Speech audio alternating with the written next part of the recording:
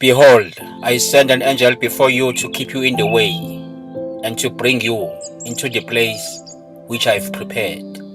Beware of him, and obey his voice.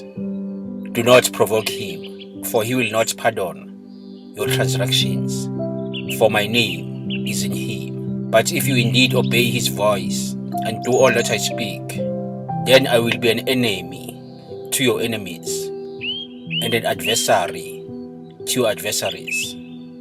Exodus 23, verse 20. To know more is to know better.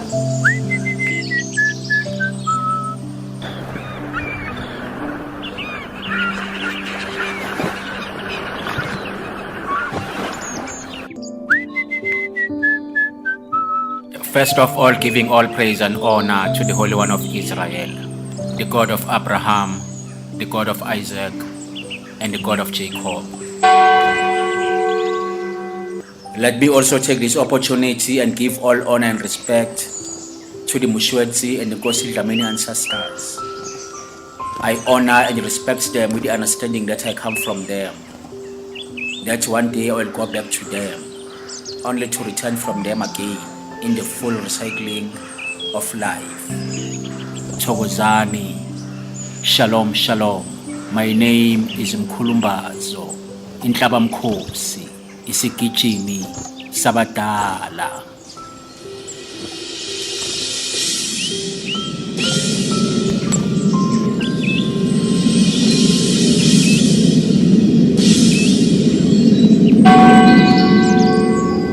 Shema Israel, Yah our God, Yah is one.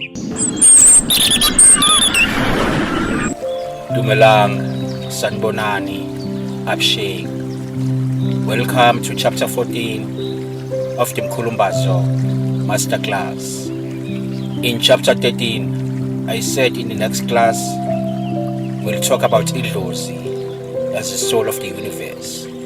But before we can talk about that, remember that in other classes, we said that Idlozi is a spirit of God, and that God is Idlozi Elikhulukhulu, the greatest of all spirits. And so, before we can talk about Idlozi being the spirit of the universe, I would like us to talk more about another spirit called Isithunywa. This is the guardian angel that some people mostly refer to as Isithunywa.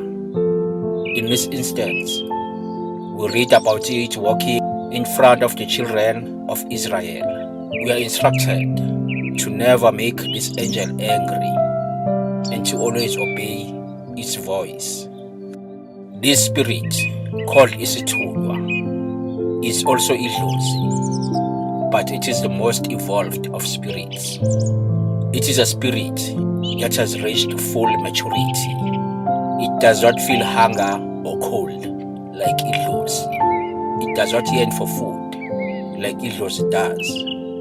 While they are both spirits, Idlozi can be described as a spirit from your bloodline, while Isithunywa operates irrespective of the bloodline in what can be termed the Holy Spirit. You can call Idlozi by its surname, while you don't have a surname for Isithunywa. While they both work for the common good, Idlozi is mostly concerned with communication between you and your ancestors, while Isithunywa is more concerned with direct communication between you and God.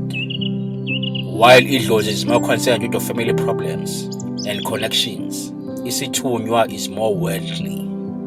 For instance, Idlozi can be invoked through calling your ancestors, while Isithunywa can be invoked through direct prayer to God. The word Isithunywa is taken from the word Thuma, meaning to send. Hence, Isithunywa is the one who has been sent. So, Isithunywa is a spirit or umoya that has been sent by the Holy Spirit to help human beings, irrespective of whether they are related to them by blood. Isithunywa plays a very important role in people's lives. Isithunywa can sustain you when your idlozi or ancestors from your bloodline have abandoned you. There are people, for instance, that do not know where to even start calling their idlozi because they do not know their fathers or even their surnames. And as a result, they have Isithunywa guiding them in everything that they do. Isithunywa can come to your rescue where your idlozi has abandoned you and turn their backs on you. Idlozi can allow you to be robbed, for instance, and leave you to die. But Isithunywa can save you from that. Idlozi can get you lost and take you away from home, while Isithunywa will always take you home. There are also people who have rejected idlozi because of adopting other religions, but still survive quite well because they live at the mercy of Isithunywa. Therefore, Isithunywa has more powers of intervention than idlozi. There are also many people who live under the mercy of Isithunywa rather than the protection of ancestors from their own bloodline, either because their ancestors are too angry with them or because they have rejected their own ancestors. So, for instance, idlozi can have anger against their own, while Isithunywa only has compassion. Having said that, it is never wise to have a complete break from ancestors and only rely on Isithunywa because the problems of idlozi never go away and will only affect future descendants. And being disconnected from ancestors is the same as being a tree without roots. Isithunywa can be very forgiving, while idlozi from a bloodline can be very punitive. Isithunywa is a spirit that is very clean, or to be more precise, it is a spirit that is holy. Let us make an example. You might be required to eat certain foods and consume certain drinks when you are calling idlozi through ukuphahla, but Isithunywa prefers that you don't eat at all. Eat vegetables only, or eat as little as possible, but mostly can be invoked through fasting. Idlozi might prefer you to drink gin, whiskey, beer, and umqombothi, for instance, while Isithunywa might require you to just drink pure water. This is because with idlozi, you are invoking the spirit of a person who once lived, had certain preferences in terms of food, and still craves the things of the flesh, while Isithunywa is a spirit that has no yearning for the needs of the flesh like food and meat, because they have transcended certain cravings. So idlozi can evolve into Isithunywa as well, depending on the level of maturity it has reached. Isithunywa has no will of its own, but only follows the will of God. When it is told to go, it goes without question. Isithunywa is what can be called ingelosi, but this ingelosi is not the same as an angel in the Christian sense. This is because the word ingelosi is related to the word ngelose, meaning guide me, from the word lusa, meaning to guide or shepherd, or umelosi, the shepherd. So the role of this Isithunywa or ingelosi is to guide and shepherd the lost souls in a very gentle way. Idlozi can be invoked through passionate dancing like ukugida, while Isithunywa can be invoked through singing gently and through stillness, which involves meditation. While idlozi and Isithunywa like water, Isithunywa prefers waterfalls and mountains to invoke its spirit. Idlozi can manifest itself in anger, while Isithunywa can make you very sensitive to the point of crying tears. Idlozi can easily be invoked through burning fire, while Isithunywa can be invoked through lighting candles. Idlozi prefers certain traditional clothes, while Isithunywa prefers clothes that do not reflect any tradition or tribal affiliation. That is why a person using Isithunywa will wear different colors that you find mainly amongst people called Izayoni. These people will use mostly prayer, and that is why they are called abathandazi. Idlozi prefers to use umuthi, while isithunywa prefers iziwasho. A person possessed by idlozi will usually use bones for divination, while a person with isithunywa will normally use the Bible and water for divination. But more than anything, a person with isithunywa relies mostly on intuition to divine, and is not dependent on using bones, for instance, to divine. Having discussed at length some of the differences between idlozi and isithunywa, it is possible, of course, for a person to carry both these spirits with them at the same time, and for them to work together. I have also found that it is possible for one of these two spirits to take over from you while you are praying or doing ukuphahla. I have learned to be led by the spirit during ukuphahla and prayer, because I found that in some instances, when I am in the spirit or emoyeni, while I am busy doing ukuphahla, I find myself praying. And sometimes while I am praying, I find myself doing ukuphahla. Then I understand one of these two spirits have taken over, and I just have to allow myself to be led by them. But in a way, idlozi is more about ritual, while isithunywa is more spontaneous. While you can tell yourself that you are going to wake up at 3 in the morning to pray, isithunywa can just come and tell you to pray right now. So if ever you feel like praying anytime out of the blue, it is a spirit telling you to pray there and then before it is too late. And usually, when you wake up at a specific time at night and cannot find sleep, it is usually the way of the spirit telling you to wake up and pray at that particular time. And you must never postpone prayer or feel too tired to pray, because Satan is always trying to stop you from praying. So, in the broader sense, idlozi is not just your past ancestors. Idlozi can best be described as the soul of the universe. It is about finding alignment with God and everything on earth and the heavens. When we talk of the universe conspiring to give you certain results, we are basically talking about idlozi. When the universe conspires in your favor, it will act in accordance with your level of growth and set of beliefs, or in a way that you can best identify with.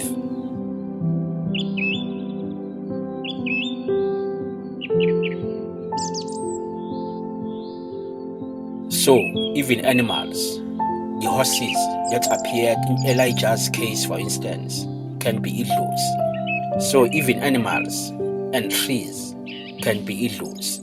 All creation is part of us. And when we find alignment with certain parts of creation, or with the whole part of it, we are finding alignment with idlozi, which must ultimately connect us to the God of creation. Just like God, idlozi is not something that is out there, but within us, and which is us. When you are drowning in the river and a tree branch suddenly appears for you to hold on to for dear life and takes you ashore, that is idlozi. It is understood differently in different cultures, but it is part of the soul of the universe. For instance, if you have read the book The Alchemist, though the book is a work of fiction, the man called Melchizedek is idlozi, and is the same man who had dealings with Abraham. He transcends generations. The man that you know as Jesus is idlozi and has been recycled in different generations. So, being idlozi in the broader sense means finding oneness with the whole universe, the wind, the seas, and everything else. In the verses we read above, Elijah had become idlozi to his students, or amatwasa, and the people around him. And when he was taken into heaven, he became a bigger idlozi and found oneness with the heavens. He became part of the soul of the universe. Yeshua, or Jesus, was able to walk on water because he was part of it. A part of him came from the wind and he went back to it. He is an evolved soul that has found oneness with creation. Idlozi can further manifest itself in different ways. The love that sustains you is idlozi. The same applies to hope, faith, and having a dream that keeps you going. In the film Apocalypto, you see the main character, Jaguar Paul, not only being sustained by the spirit of his past ancestors, but also by the love that he has for his wife and son.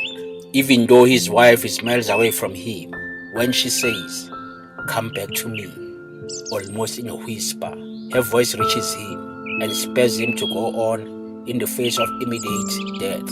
He knows that he still has so much to live for and cannot afford to die at that moment. And because he has so much faith, the universe obliges, and his chance to live once more comes in the form of the sun that sets in broad daylight, making his will-be killers believe that their gods have had enough blood for the day. His resolve to live in the face of all adversity is the idlozi that sustains him. So idlozi can be an idea, a poem, a line, a verse, a song, or anything that keeps you alive. Idlozi can work in mysterious ways and can even manifest itself through children. Now let us go on to look at idlozi as the Spirit of God. From the above, I hope we'll get to understand God as a spirit. The only difference with God is that idlozi elikhulukhulu. He is the greatest of all spirits, but he works in almost the same way as the spirit of our ancestors. This is not in any way to suggest that the spirit of the ancestors, as we have explained in length above, can in any way be at the same level as God. All other spirits derive their powers from the Spirit of God. Idlozi likaNkulunkulu. The English equivalent might be confusing at times, but it is easier when you understand it from the perspective of what idlozi is. We are just trying to demonstrate that idlozi of God work through him or her, even when it comes to almost every sphere of life. This may involve having a person bestowed with certain skills. The living God is not a complicated God. He works through living beings, angels, and ancestors. We need to ask ourselves, for instance, why did God not go to the king of Egypt directly instead of sending Moses? But that is not how he works. He sends instruments of his power. Now let us go on to look at Amathongo as umoya and God's agents.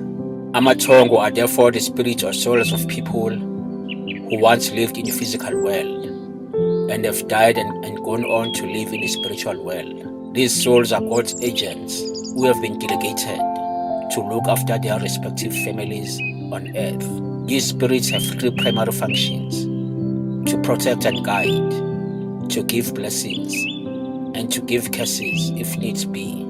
As we have said before, the word for both spirit and soul in isiZulu is umoya.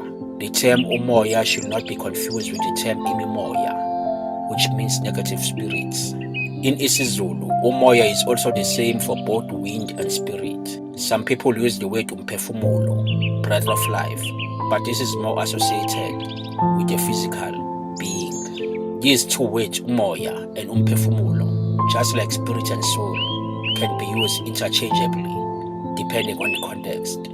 It does not really matter which word you use, though umoya will be the more concise term. The important thing is the contextual understanding of these concepts. We know that umoya cannot be touched nor seen, but its presence can be felt. So this umoya, the spirit of the ancestors, also has the ability to touch you and make you feel its presence, even though you cannot see it. Umoya is the life-giving force. It gives the human body energy. Some even call it energy. In isiZulu, this energy is called umfutho, the pump, the life-giving or life-fueling force. Without umoya, the human body has no energy and cannot live. But this umoya has the capacity to live independently of the human body. It possesses intelligence that is beyond the physical form. It lives inside and outside the human body. It is and it is not.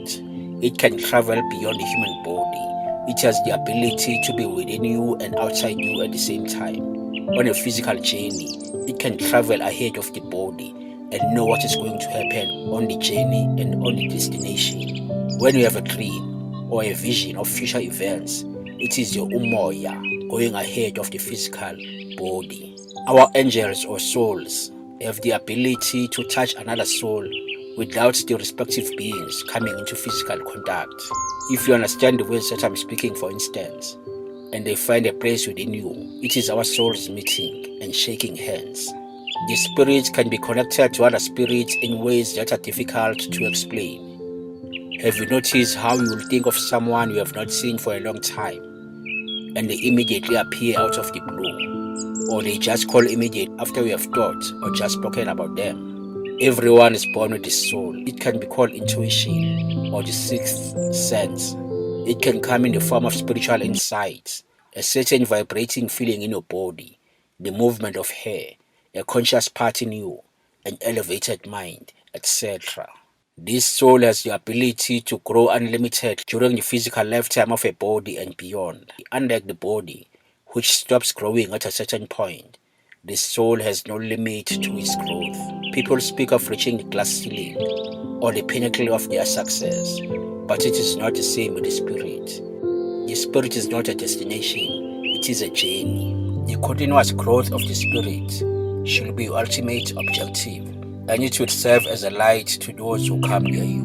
While the body may be fulfilled through food and water, the soul can be satisfied by intangible things like good thoughts and good deeds. This is important because in our lifetime, we can determine the level of a spiritual realm that we'll go into when we die. There are different dimensions in our Father's house. The better and more elevated human beings we are in this lifetime will determine the kind of idiocy we'll be when we leave this earth. So it is important to ensure that you are good people in this lifetime so that you can be accepted by the ancestors in the next life. Because it is very common for some people to be refused entry into the afterlife of the ancestors until they have resolved certain issues that happened in their lifetime. That is why it is also important that people are ceremonially cleansed after death so that they can be accepted in the next world, in what is called inhlambuluko or uhlambuluka, and so that after some time the living will be able to call on their spirits when they are dead. In this regard, it is even more important for Isangoma when they are going through Uguchwasa that they undergo a ritual where they are cleansed off or bahlanjululwe from carrying bad spirits. Because when they go through Utwasa, you must ensure that you do not have a bad spirit or bad idiocy rising within you as well, because all spirits want to experience reincarnation, whether good or bad.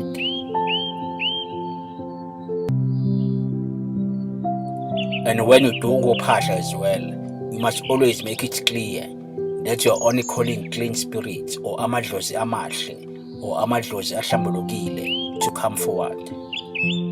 We also have the ability to time our death and our return into this life, but that is a subject for another class. So when the physical body dies, the soul continues to live.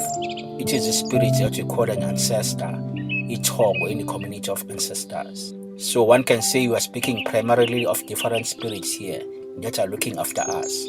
The first one is our spirit, our own soul that makes us human and gives us life. But this spirit does not serve us alone. It has the ability to act as a guardian angel to others, even in our own physical lifetime. We have heard people say, people come to you for a reason and for a season. Your ancestors can lead you to meet a certain person that you will help or that will help you for a particular period and part ways soon after.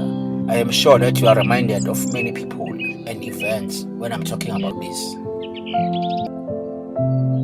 For instance, I once worked as a freelancer for a certain pastor and learned a very valuable lesson as part of my job. I did not even know it was a valuable lesson at the time. But then I lost my job for reasons that are not very clear to me. I was unhappy about it for some time until it dawned on me I had been sent there to learn that one lesson.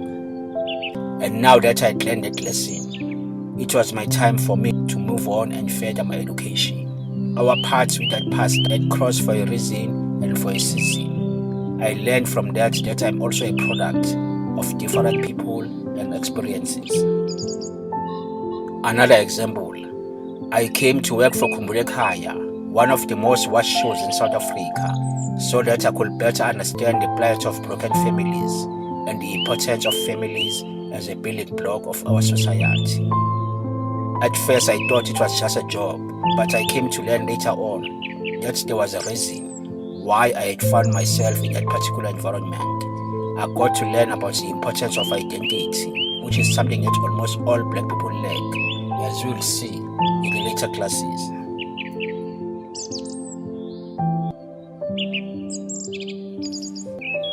Now that we have spoken at length about isithunywa, it is proper to end our class with this prayer on Psalms 23, Amahubo 23. In Setswana, it reads like this.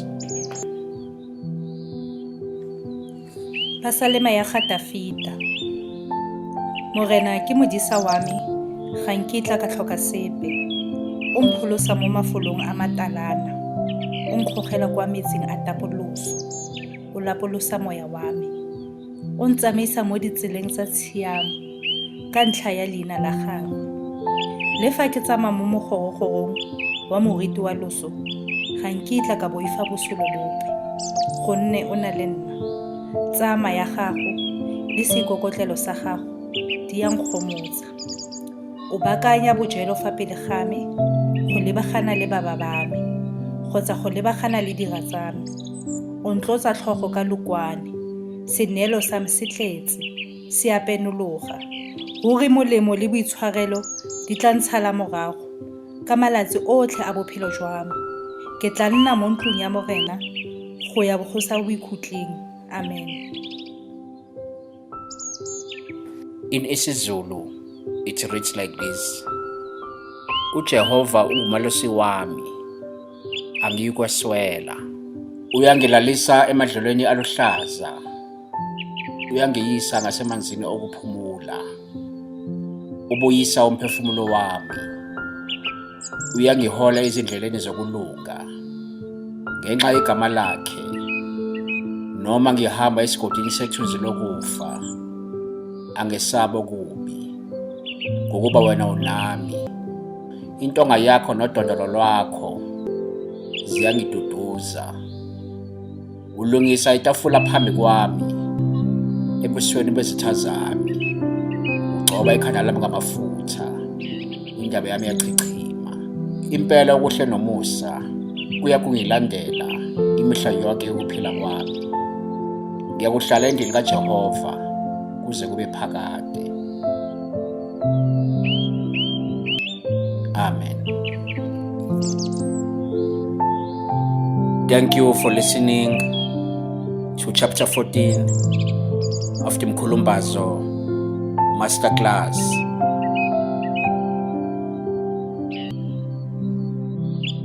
Thokozani. Shalom, shalom. My name is Mkhulumbazo, Inhlaba Mkhosi, isigijimi sabadala.